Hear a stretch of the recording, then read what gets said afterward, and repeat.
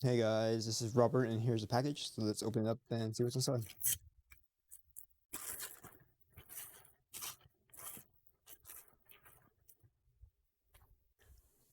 Okay, we have this quantitative silica gel brush head.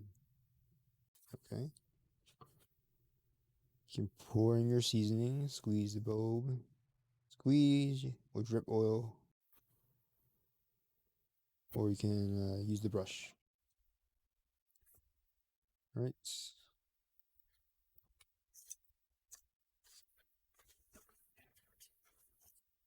So here's just the bottle here, and here's the bulb.